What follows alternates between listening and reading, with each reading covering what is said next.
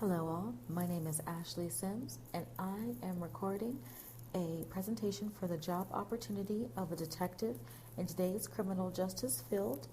This is for Northern Arizona University's course, Justice 421C, the senior capstone, underneath Dr. Cindy Scott. I look forward to narrating this video for everyone, so let's begin. My first slide is on how to become a detective. The first step that you're going to need is your high school diploma and or your GED. This is a requirement. It is not a requirement to become a police officer beforehand or a college education, although both of these detectives usually have. The potential criminal justice degree is usually what people get, although other degrees are accepted. Usually it is a criminal justice degree. Usually people also attend the academy from about 1 to 3 years. For career advancement in this field, you will be looking at wanting a higher educational degree, and my source there is Professor Frank Morris. There are current issues that are facing detectives in the criminal justice field, the first one being the system and your own faith in it, and also the lack of the public's trust in the system itself that you will be upholding. There are also financial strains, and this is going to be in the form of not being able to make ends meet, and then supplemental income that people usually get, which adds on to the stress of the job itself. There is also the physical strength portion of it. Usually, detectives, it's kind of easy to become complacent is what I would say. Not every day is going to be a rigorous exercise where you're running after a perpetrator or anything like that. And then also another issue is going to be looking for shortcuts and or breaking laws in order to find the truth, and then going back and then kind of connecting the dots in a legal manner. Another common stress in the criminal justice field is going to be PTSD, and that's going to become from killing somebody, also from an unsolved case, nothing like an unsolved case that'll keep you up at night. There are also physical activities, chasing leads, that's another common stress, running after suspects as I mentioned before, and then also trying to advance in career paths has also become a issue for people in the criminal justice field as far as becoming a detective. Now, I put detectives are track and field stars overcoming hurdles to employment. One of them, as far as a hurdle, is going to be education. Not having a degree may hurt your advancement. Not having served as an officer previously will also hurt your advancement as well. There is also a gender bias, and that's going to be, unfortunately, having to overcome gender and the sexism bias, as many detectives are thought, past tense, to be male. And then also the glass ceiling, that if you are a female, that you can only go so far in promotions to become a detective. The next slide is going to be current or future job openings.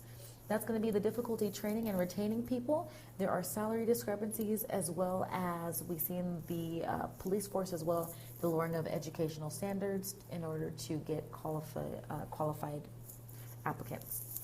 And there's also the complete turnaround.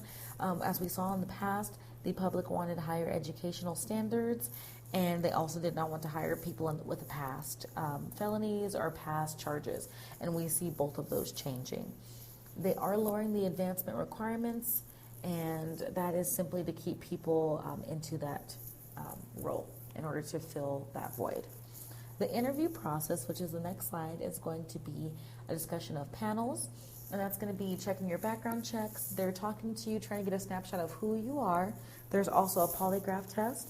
It's actually able to be fooled, something I did not know previously, and it's not always completely accurate. There are also breathing techniques that people are using in order to slow down their heart rate in order to pass that. And also the FBI, they look into your past and also do a bit of digging. The next slide is called Sleuthing Out the Key to Less Stress.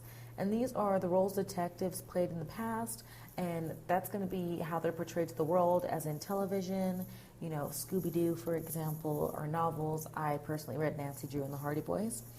Detectives were commonly men, but there are stigmas that against women detectives, unfortunately. Although times have changed and women are very fine detectives, there also is that stigma that existed in the past.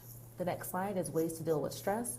This is going to be in the form of self-care, and it's going to be relaxing activities that you do, taking time for yourself, separating work and home as far as balancing out your own stresses. That's going to be a major key. Seeking outside help, that's going to be in the form of, finding a therapist, speaking to a clergy, someone else that, is a very confidential person. And then also locating your stress source, and then also combating that through exercises such as deep breathing, stretches, and physical exercise. Detecting how to appeal to the youth, that's going to be ways to connect. You can do job fairs, guest speakers, reading materials. Actually talking and connecting with the youth is going to be something that detectives are going to have to do more and more in order to get more young people to be interested in going into this field. And availability. Many young adults only see detectives on television, and so they're only going to see those portrayals of them being funny, witty, and only slightly stressed out. I think having an honest conversation with our youth and making sure they know exactly what they're going up against, and also that it is an honor to be a detective.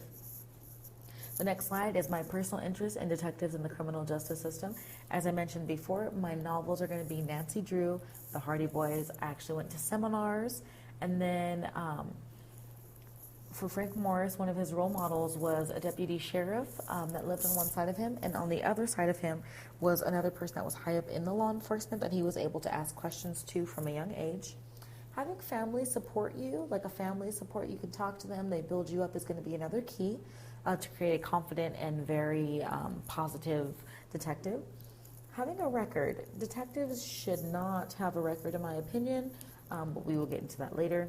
And then job history, usually, as I said before, you people usually have police officer backgrounds in order to become a detective.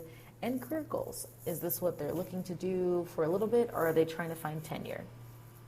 My last slide is my interviewee, Professor Frank Morris. As I mentioned before, his childhood inspired how he became a key player in the criminal justice system, as he was able to reach out to two of his role models, and that really made an impression on him growing up. He was actually a police officer and became a detective in many different areas, including advocates for people against sexual assault, human trafficking, and there's actually a couple more. And then education, he did get a higher education for himself, and he absolutely recommends this for anybody that wants to advance in this career. But this has been my presentation, and I will expound on all of my slides in my paper, and I look forward to everyone hearing it and replying back to me. Okay, bye-bye.